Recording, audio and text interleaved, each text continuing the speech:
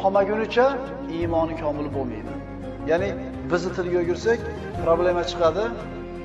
Yechimni Allohdan so'rasa iymonli bo'ladi. Shular bilanmi yo'q? Bo'yin sunsa yana iymonli bo'ladi.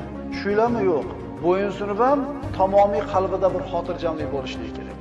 Xo'p deb qiladi. Lekin bari ichida norozilik qoladi odamning ba'zilarida. Esimizdan chiqmasin, bizni birinchi beradigan savolimiz hayotda bo'ladigan ishlarga.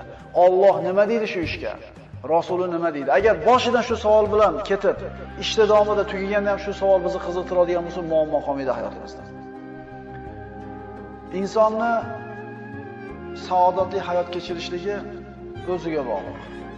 Telefonni ko'rsatib aytar edim, shu shapalaqdek tomonni ko'rsatib turib, mana telefon desa, mana shu telefon deb qabul qiladi. Ikkinchi odamga faqat mana tomonni ko'rsatib turib, telefon shu desa, telefon deb kichkina narsani tushunadi.